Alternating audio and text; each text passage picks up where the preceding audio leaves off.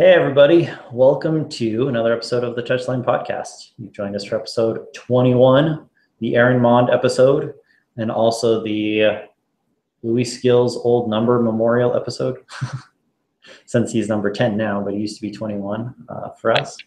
I have a practice jersey of Luis's somewhere that's number 21. Yeah, well, he was number 21 for 5 years? Ever since he was like 4 years old. And we signed him. Yeah, we signed him, got him in the draft for 4-year-old. Anyway, I'm Rich. How's it going, everybody? Got Brett here. What's up? You already chimed in. You jumped the gun. You're not supposed to chime in until I introduce you. Sorry. I'll go back to the corner. Wait, do I have to start the thing over? No, we're good. All right. Well, today we're going to talk about the game that was on Sunday against Colorado Rapids. And we're going to talk about the upcoming game. There's no MLS game this week, but we have an Open Cup game next week against the Seattle Sounders 2, their USL side, kind of like our Monarchs team. And I know everyone's been looking forward to this, but we'll touch on our Mount Rushmore of hate for RSL and talk about maybe what we think the team needs to do going forward to start getting points. So we had a Sunday game this past week against Colorado. Rocky Mountain Cup first leg. Final score 0-0. So with H came away with a point. I think that RSL probably deserved to win in that game. I don't think Colorado really did much of anything. Even though they had a penalty there at the end, which was a penalty. You would agree? Yep, penalty. I don't know what we can do. What do we need to do to stop giving up penalties? That's 5 and 7 games, I think. Pay the refs, man. We just need to have our center backs stop making silly decisions. We need to start the same center backs for 3 games straight. That would be awesome. That may help as well. Yeah, give them some experience for sure. Maybe a little helpful. I don't know if we want to jump into this right now, but for the Open Cup game, I mean, it's a good thing we have a couple weeks off because we only have one center back right now. Yep. Schuler's hurt. Olave got hurt. Vasquez is off on national duty for Guatemala. That leaves us with Aaron Mond. So maybe we'll play 3 in the back. We did that once, and we actually looked pretty good at it. But I don't know if you want the one center back to be Aaron Mond. No, I want it to be Justin Glad. Ooh, we can go with Beltran, Glad, Mansally backline. Oh, but Mansally's gone too. When's he coming back? Do we know when all these guys? Because did Phillips gone too, right? Yeah. I think for Jamaica. Let's just say he's been gone more than he's been here. Yeah, I don't know how long this international break goes for. I mean, the U.S. national team, they play tomorrow. Is it tomorrow? Friday. Yeah. What is today? Yeah, they play Germany. What day did they play them? Not Friday. The Women's World Cup game is on Friday. So they must play Germany tomorrow. Could be Thursday. Yeah, Wednesday. They play Wednesday. Yeah. So Wednesday, the U.S. national team, and then they're done, and Beckerman will come back. So he'll be here for the U.S. Open Cup game. Mm-hmm. But a bunch of other guys like Vasquez, Mansally, Sabarillo, those guys all just left. So, and I'm not sure how long the international break is for them. I know Mansally's out playing in the 2017 African Cup of Nations qualifying, and from the looks of it, he will be gone for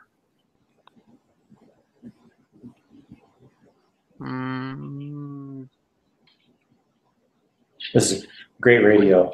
Internet switching. One game? Nope. Yeah, 1 game. Just the Open Cup game? He'll be gone June 13th is when he'll play. And they'll play South Africa. Hmm. And then the rest of his games after that won't be until 2016. Man, that's a long flight just for one game. Yeah. He may be worthless on the 16th if he flies back. Yeah. Yeah. So he won't be here. So kind of got off track a little bit, but let's go back to the Colorado game for a second. I thought that, against Colorado, we did create some good chances. Sabo had a bunch of headers that normally he at least gets on frame. One that I thought for sure he would normally score that he just missed. And, the Plata Jaime Sabo thing, started to get some legs. Jaime and Plata, I thought, started to look like soccer players. And after, being off for so long. Mm-hmm. They said on the on frame this week, Dunny talked to Bobby Burling after the game. I guess they're friends. And he was just commenting how hard it is to have Plata on the field and keep track of where he's at and guard him and how quick he is and stuff. So, that's always fun for other defenders to comment like that. Yeah. You could see a difference in the team with Plata on the field.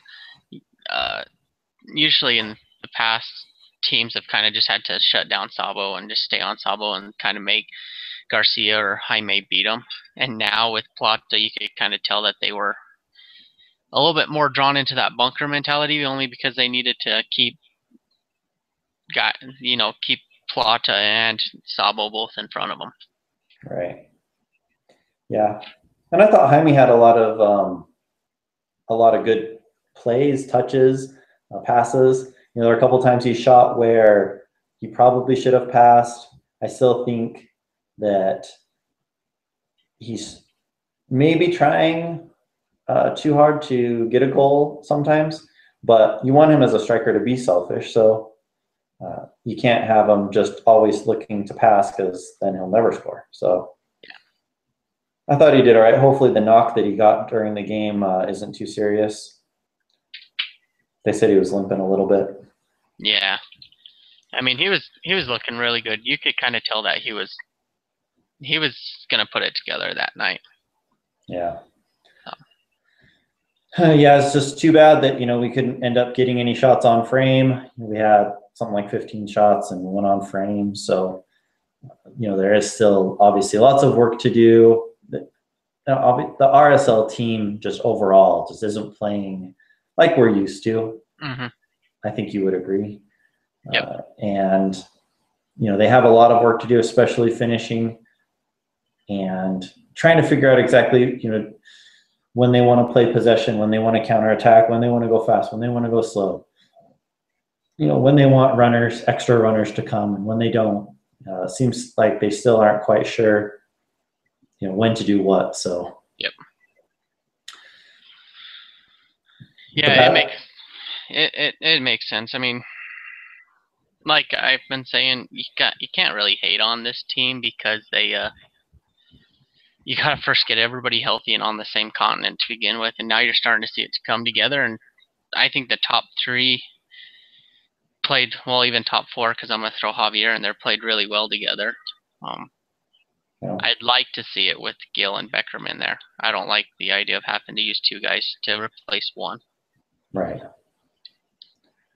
I guess one nice thing is Javi will be around. He's not going to get called off to go anywhere, so he'll be around. Him and Messi could tear it up, though, in Argentina. That's right. Maybe we do send him there, and he brings us Messi back. I will come on one condition. I come back with Messi. Yeah, see, it works for us. He has a ransom. That would be fun, but that's not happening. So Plata may or may not go to Copa America. I guess we'll see what the Ecuadorian coach decides. If he decides to call him in after his broken foot. Mm-hmm. I don't know if Ecuador's released their Copa America lineup or roster yet. Maybe you can Google that while we're talking. I'm on it. But Sabo will probably be gone for a bunch of it, and then Jaime, he'll be around. Mulholland will be around. I don't know if that's good or bad for, different people have different opinions of him. Some people are thinking he's more like Johnny Steele than Ned Grabavoy, which, he probably is, but hopefully we just have some defenders because we're definitely short on that. Just throw everybody in offensive position and say screw it. Maybe we could play like a 1-6-3 or something. And the one's obviously Raimondo. We'll have Antonella in goal and Raimondo playing the sweeper. He's got this. Yeah. Expect Ecuador's roster here in the next couple days. Okay. Well, everybody else been releasing theirs here in the last few days, and so. Oh wait, never mind. They have released it, and Plata's not on it. So I guess the injury did kind of scare him away. Well, that's good for us. Yeah. So certainly, I think we're all disappointed that we got another home draw. We can't keep getting home draws. I think we only have one win at home. That's frustrating. At least, we're not losing, but in some aspects, I think, at least for me, I don't know other fans' opinions, but I think I'd rather, like in that game, to totally go for it. If you end up losing 1-0, but you had 3 or 4 strikers in because you really wanted to get those points. Mm-hmm. If you end up getting 3 points, 2 out of 3 times, and you lose one game, you're still way ahead on points. So yeah, even if you win one of the 3 games, you're still, not any behind. So if there's a time for this team to turn it around, it's right now. 5 of their next 7 games are at home. Yeah, but we're losing so many people. It's going to be so hard. Yeah, but at least being inside at home kind of gives those guys a boost. Yeah. And our away games really aren't that difficult. We'll have to travel to New York to play the Red Bulls, and then we'll have to travel to play Colorado. So they can't use the elevation against us. Well, we'll hope for a better performance here in the Open Cup. That's who we play next, is the Sounders 2. They came in by beating Portland's USL side, the Timbers 2. So far this season in USL, pretty much the Sounders have won all their games at home, nearly, almost. Won most all their games at home, and then lost almost all of them on the road. So their very last result was they played against Tulsa at home, the Tulsa Roughnecks, which is a pretty sweet name. I like that, the Roughnecks. My mom lives in Tulsa. I should probably go see those guys play. Yeah, there you go. And they lost 5-1, I believe, at home. Mm-hmm. So they'll play again this week against LA Galaxy 2 on Thursday, and then they play us on Tuesday here. So we'll have to see what their form is like. We'll also have to see how the Sounders treat the Open Cup with the Sounders 2. Mm-hmm. Because once a player plays for a team in Open Cup, they're tied to that team. So they can't play for both Sounders 2 and the Sounders first team. So I think a lot of the MLS sides would probably be conservative with their USL teams. And, if there's somebody who they think might play for them in Open Cup for the full team, then they'll probably hold them out. Well, when the Monarchs played, RSL didn't send any of their MLS guys. So they still have full rights to all those guys. Yeah, like Glad and Salcedo, they didn't play. So, which is good because it looks like we might need Glad to play. So even Lalo, they didn't even send Lalo. Yeah. Was that the game Antonella was hurt? I mean, was that Antonella? Because I think we played like right around that same time. So I wonder if. Mm-mm. Oh. Well, I guess it's always good to err on the side of caution, at least at the very beginning, right? Yep. Because now Monarchs are out and we can use those players. So if we beat Sounders too, and they're a good team, for from what I've heard, people watching them play, watching people's responses on Twitter and stuff, they have some really good players and seem to play pretty well. They definitely won more games than the Monarchs have. Yep. So it's not going to be an easy game by any means. And RSL's already had their fair share in the Open Cup of losing to lower division teams with Atlanta last year and Minnesota 3 years ago, I think it was. Mm-hmm. Well, and it's soccer. Crazy things happen. Crazy. I mean, look at like when we went down a few years ago and played in Mexico. In all rights, we should have won that game, but because of the weather and just crazy bounces, it was a tie or a loss. That was that Cruz Azul game you're talking about? Yeah. That was 5-4, I think. Yeah. I mean, we should have won that game, but because of funny bounces and stuff like that, that's how the game's played. So if you lose to a team like Seattle Sounders FC2, then no shame in it. It's the game of soccer. Though I think if we do beat them, they have to change their name because I'm tired of all these teams being number 2. Yeah, Seattle Sounders FC2 is kind of a long name, that's for sure. Yeah.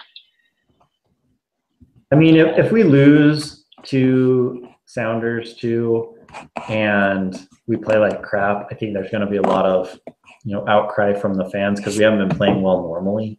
And then if we lose to USL side, I mean, I think that will snap some people. Yeah. If we lose kind of on a fluky goal, you'll still get a little bit of that. But if it's like a 1-0 game and we have a bunch of shots on target that just don't go in, and they get one like big deflection goal or an Olave own goal, like the Philly game, and it's just like, well, that happens. Yeah.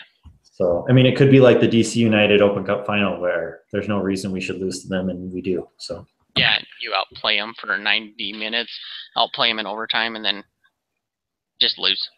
Right. Just lose. At least we have Ramondo if it ever comes to penalties. So. Yeah, and every time, I think it was an Open Cup game a few years ago. I was listening to it on the radio, and somebody was talking about it, and they're like, well, there's 10 minutes left, and Jason Christ has got one more sub left. Should he sub in Ramondo since this looks like it's going to penalties? And it's like, really? Of course you do. He doesn't. Of course you do. Don't need reps. Get in there. Yeah, and I guess that'll be something else to watch. Is I wouldn't be surprised if they did start Antonella in goal instead of Ramondo.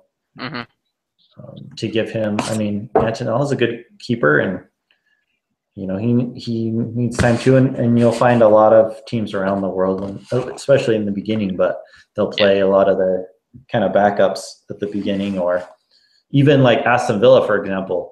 They made it all the way to the FA Cup final, and they started Shane Given, I think, every single game instead of Guzan, because that's who they'd been playing, and they just wanted to ride that horse to the end. And then don't blame them. Then they got crushed. Yeah. But I don't think it was Given's fault. I mean, Arsenal played awesome. So, anywho, that's what we got coming up. And then after that, we have another freaking Sunday game. So that'll be fun. All right. So what do you want to talk about now?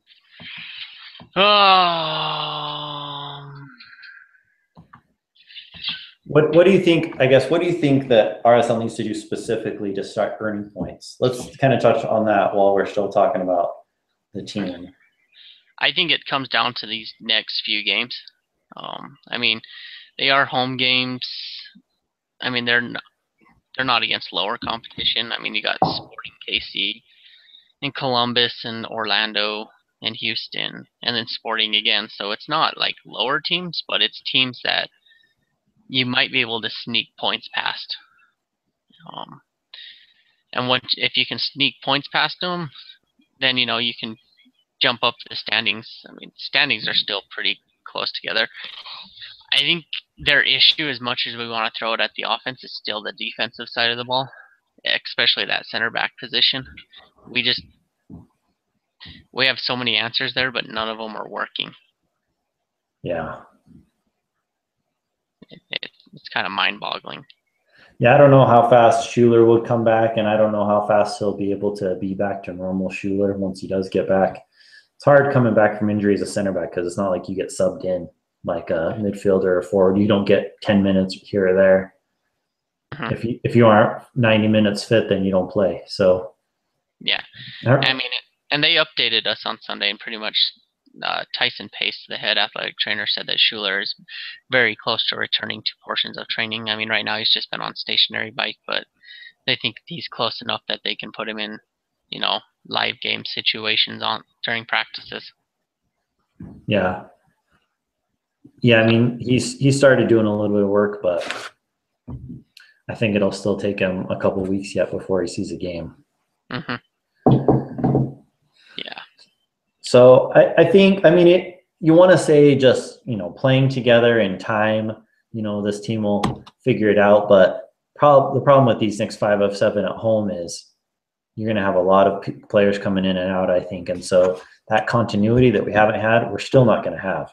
Mm-hmm. And so, we're going to be relying on players like Sandoval, who's been playing great this season. So that's good. Yeah. Olmes Garcia, who hasn't scored or assisted a goal in, I don't know, since the Black Plague was around, I'm pretty sure. Yeah, that's Garcia for you, though. And, if Plata's there, then that'll certainly help. I hope, in a way, that if we do lose a lot, I guess Jaime will be there too, so never mind. I was going to say, I almost hope they go to a Sandoval Plata, 2-forward combo, but if you have Jaime still, then maybe they go to a Jaime Plata 2-forward thing. That would be fun to watch. Maybe that would be cool. Yeah, and I mean, transfer window's coming up soon, so they might bring in another striker just because they know that striker depth is going to be tested a lot over the next 2-3 months. You know what I was thinking about that I think is pretty funny. And there have been a lot of, Plata's missed almost the whole season up until now. Jaime was out for a long time. But, I remember before the start of the season, they were asking Cassar and Weibel and all these guys. I think even Lagerwey before he left, what do you feel about the forward core, because it was so promising. And they're like, this is the first time, we've been satisfied with our striker core. And then we don't score any goals.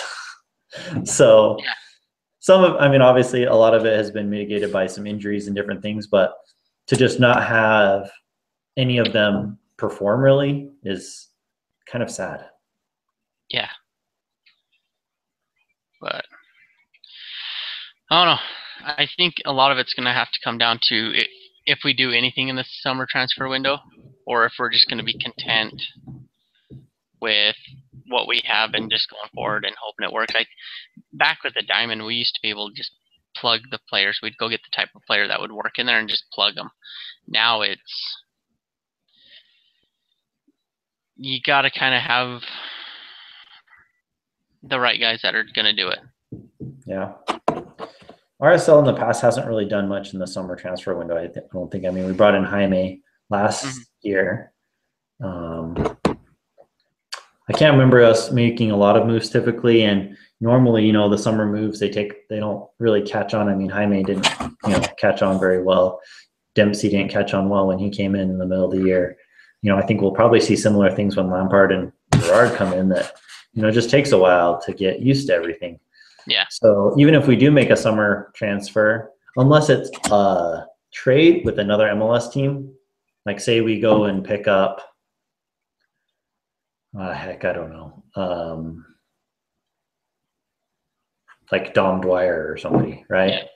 Or Robbie Keane. Not that would ever happen, but, just for instance, you pick up somebody who's already been in MLS, then for sure, that would help. But if you bring in somebody from, overseas, especially someone who's not in season right now, then, it's hard to see them making a big impact. You know who would actually be kind of a fun player to see? Who's that? I mean, I doubt he ever comes here, but knowing what his relationship is with Manchester United and the fact that he said he wants to play in Europe, and if nobody in Europe kind of wants him that he likes, that he considered coming to MLS. But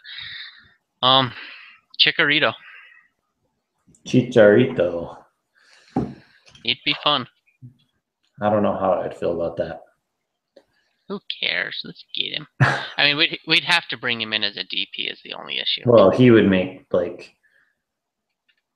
I mean, he would be making like Giovinco level money, I'm sure. Just crazy Monopoly level money. Yeah. Call on and tell me he owes us. I do think, though, that it would be good if Chicharito came to MLS. I just don't think I want him for RSL. Yeah. Well, the rumor is that LAFC in 2018 wants to sign him to start that year. So that would be huge for them. Yeah. I mean, and you have like Pirlo coming to NYCFC. I hope that doesn't happen. Can I just go on record? Pirlo is awesome, and it's a great career, great player, but you don't need another midfielder, 40-year-old DP. That's not what NYCFC needs. Yeah. So, I mean, if that's the decision they make, then they got problems in their front office, because that's not what your team needs right now. Yep. I mean, another guy that's been linked to MLS is Ronaldinho, the Brazilian. Who? Yeah, it's been that long since he's played for Brazil. Ronaldinho? Yep. Oh, sorry. That one. There were 4 of them at the same time that were running together. I thought you said something else, and I was like, who? Yeah, did you hear the funny quote from the team he's on now is Querétaro, right? Querétaro. I don't know where the emphasis is. But I don't know if it was the coach or the GM or whoever, but he said, I hope he's not with our team next season because we need players who are on the way up and not on the way down. Yeah. And I was like, oh, snap. I'd take him for like a year or two and let him and Javi just wreck a midfield together. You wonder kind of how fit is he, though? I mean, he wasn't starting games for them. I guess he wasn't playing 90 minutes for them every game, so. It's all right. He doesn't need to play 90 minutes. I'll sub him in and out. If you were bringing him in as a DP, though, you kind of need him to be all the time guy, not a every other game guy. Well, he'd be a DP only in the sense of because of name only. I mean, since 2014, he's only made 23 appearances, but he has 8 goals in that time. So it's one of those, he's not going to play a whole lot, but he gives you quality. Yeah. Well, I mean, he's a great player. Yeah. But I don't know. I think like Pirlo, just too old. Maybe we can convince Deloitte to bring in Pogba. Any chance of that? We can beat out Real Madrid for Pogba from Juventus. Yeah, we can get in a bidding war with them. I think we could totally do Uncle Don and Deloitte Hansen to help us out, but yeah, maybe MLS would help us out. Make a special rule. All right, so enough of that. RSLs, we're struggling. We need someone to decide to get into form, and we need somebody to get some confidence in the final third and start doing some magic. That's what we need. All right, so last but not least, I think, let's talk about our Mount Rushmore of hate. Everyone's been waiting for this. I know people have just been on the edge of their seats since we teased it last week, and they've been checking, the podcast app every day to see if we posted a new one, to see who we hate the most. They've been clicking it so much that nobody else gave us their suggestions. That's how we got the whole 10 viewers. We're up to double digits. It's amazing. It's awesome. Mm-hmm. I think like 9 of those were me, but you know, All good. I'll take it. hopefully the last one wasn't you. It was my mother. Well, hi, Mom. So, if we were to pick Mount Rushmore, you know, it's got the presidents on it, whatnot. You know, if we were to pick 4 people to replace them with and represent, each face was a face of someone that, or an entity that we just makes our blood curdle when we think of it. Let's do it one at a time from, I guess, least hated to most hated. Can you do that? Yeah, I can do that. Okay, let's start out. You go first of your least hated. But least of the most. Least hated. And the only reason I'm going to put him here is, and it's more than just him, it's his position, but he's the one that gets the blame for it all because he's the one that's usually doing it to us. And the only reason he's at the bottom also is because he controls so much of the game that I also kind of feel that you don't let this guy control the game. And that would be Ted Uncle and all of his reffing buddies. So you got pro, specifically Ted Uncle, on as your number 4. Yep, that's what I'm going with. He does have kind of a bad reputation here for not having reffed hardly any games in MLS, but he gave us a big steaming pile of cow dung when he was here. Yes. So I don't know. Yeah, this year we've had a bunch of games where the ref officiating has just been unacceptable, inconsistent. I thought Kevin Stott actually did a pretty good job. I thought what's his face from the week before, he did a pretty good job except for his time management. We've had some good games, but refs always, they get cursed at. Yep. All right, for me, my number 4 is not a player from MLS, but a player that we played against. Mm-hmm. And it's from our Champions League run when we made it to the final. And he still makes me want to punch the TV every time I'm watching Liga MX. The one and only Humberto Suazo. That's awesome. Who scored the goal that killed us. He scored 2 of them that killed us because he also scored in the 2-2 game. Well, that's true, but specifically the one here. But every time I see him on TV, I just want to smash stuff. So he's my number 4. Yeah, he's got that like Connor Casey face. That would have been another good one. Connor Casey is a runner-up for me on players that I just can't stand, but he's the same type of person for those of you who have joined the game late and don't know who this Suazo fellow is. Yeah, and that's actually funny because my number 3 was actually going to be Monterrey, but I was going to singly call out Suazo also. That is awesome. But it's so long ago that I'm kind of like water under the bridge. No, even now, like if I watch them play, I'm like, oh, I hope they all break their legs. Yeah. All right. Well. Okay, number 3 for you. Suazo. Oh, you kept Suazo. I kept Suazo. Oh, I thought you said you were gonna put him there and then you didn't. No, that's why I decided to go with. Okay. Yeah, that's awesome.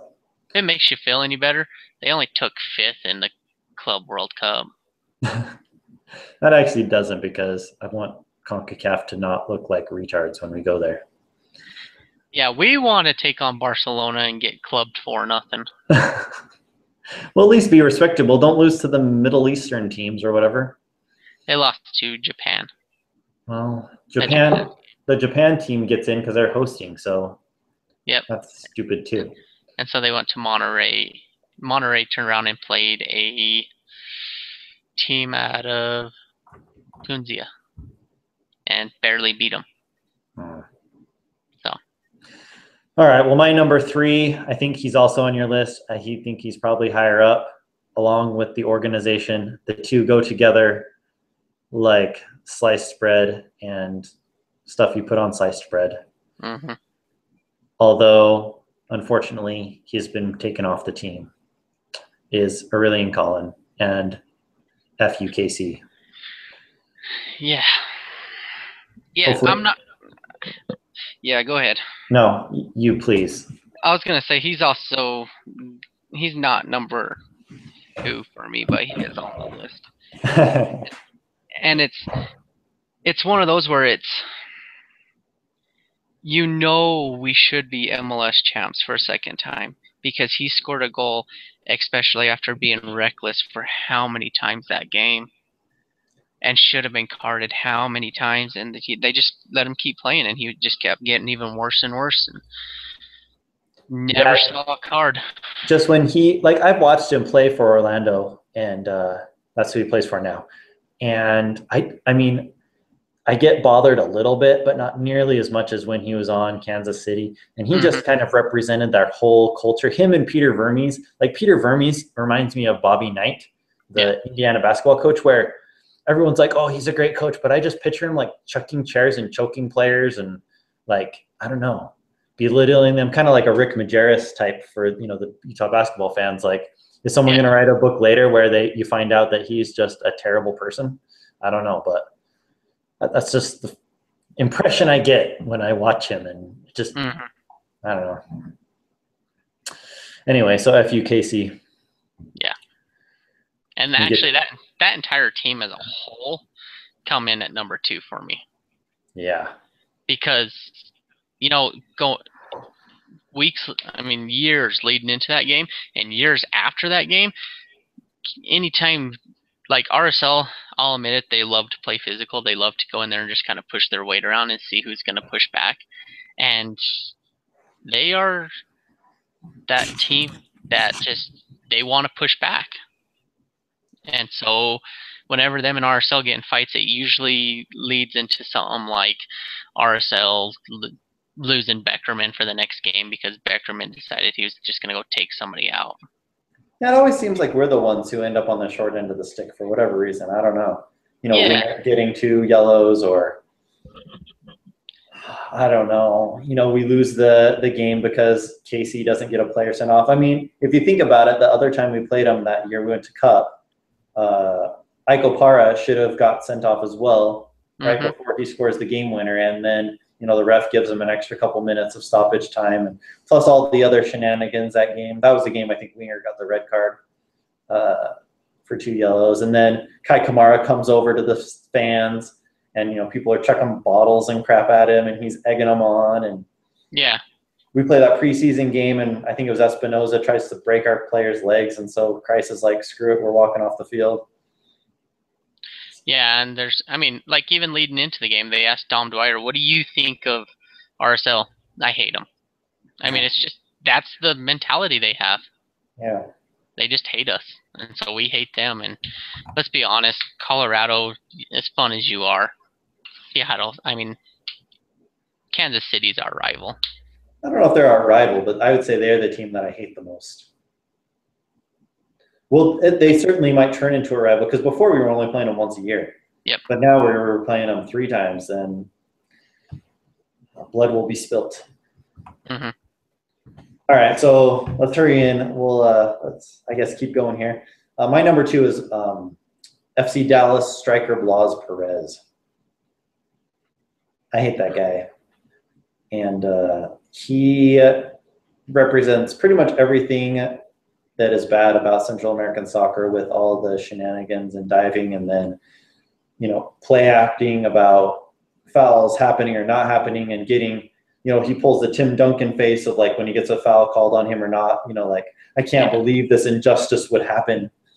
Mm-hmm. And earlier in the year he got, I think it was a red card, and the FC Dallas blogger was like, it didn't seem that he really did anything. And I said, well, it's Blas. And then they showed a different angle where he totally like hit a guy or something. I don't remember what it was, but the guy was like, oh, right. So. Yeah, and he'd probably still try to defend him. Yeah, it's just Blas being Blas. So, he never gets the benefit of the doubt because he's burned the bridge so many times, but he drives me crazy. It was awesome when he got sent off last season, and Schuler gave him the, kissy face. Yep. Remember that? Yep. That was amazing. So, yeah, and so number All one right, on my list tell me your is number one for you. Collins. Hate you, Colin. You deserve that red card. Oh man, he is a special person. He is the only person that you could put on any team, and I will instantly hate that team. Like, I have no desire to really watch Orlando. I mean, they got Kaká, who's like a brilliant Brazilian playmaker, and I just have no interest because I know Colin's there. That's what Colin does to me.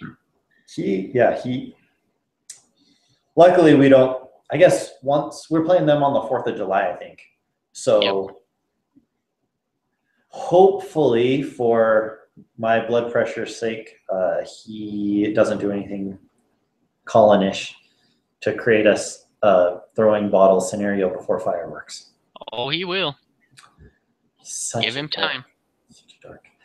One thing before I give my number one, I was talking with my brother-in-law about this, and we both agreed that if we were on any other team, I think Beckerman would probably make everybody's list. I bet Beckerman is the player that although I think it might be toned down a little bit now that he plays a lot for the national team. Mm-hmm. I think people's hatred might have waned slightly, but I can almost guarantee you that on almost anybody else's list, Beckerman would be up at the top. Sorry, RSL fans. But he talks a lot of trash. Anyway, so my number one is Seattle Sounders, counterpart to Beckerman, Ozzie Alonso. He is my most hated person in MLS. I can't stand him. It's pretty much exactly like Beckerman. He just doesn't play for us. So I hate him. Mm-hmm. He gets away with so much crap. Him and Chara. Chara was another honorable mention for the Timbers. Yeah. They just get away with so much crap, fouls and whatnot. Anyway. So there you go. Yeah, I agree. Only on it's probably the same thing. We hate him because he does the things that Beckerman does to other teams. Right. I mean, yeah. Just be glad Beckerman's United States property and not like Mexico, because there'd probably be about 12 games a year when I just hate Beckerman. Right. Can you imagine? I would have a hard time, when Carlos Salcedo was suiting up for Mexico. So yeah. Anyway, those are our top 4, hated people for RSL. If you guys have any people that you would rather us put up there that you would replace, tell us who you'd take off and who you'd add or who your list is. Love to hear from you. Hopefully it doesn't make your blood boil while you're at work or whatever listening to this so you can't focus on work anymore. You start smashing things and destroying your computer or whatever. And if you do, you're welcome. Yeah, we're not responsible for any actions resulting from you thinking about who you don't like in a MLS. We appreciate you guys listening. Any other things you want to talk about before we end this smorgasbord of awesomeness? If you happen to hear this before 4 o'clock on the 10th of June, the Real Monarchs is playing the Academy, and it's at Rio Tinto, and it is free. So, free soccer. Go watch. Well, get on Alan to get this thing posted. Yeah. Text him right now and say, get on it. I'm about to. He'll love me here in about 2 minutes. All right. This thing better post first thing in the morning. I'm all after him. All right. Well, thanks, guys, for listening. Again, episode 21, Touchline Podcast. You can get me at Frisbee_Rich. And I'm at Twitter. I'm at A24Brett or at Touchline_TBS. Appreciate any of you guys listening, especially Brett's mom. And I don't know if she actually listens. I appreciate me for listening. And I don't even know if she knows I have a podcast, let's be honest. Yeah, well, I don't know. She told me the other day that I'm just kidding. that was bad to throw in at the end. Yeah. So, yeah, appreciate you guys. Peace out, yo. See you next time. Later.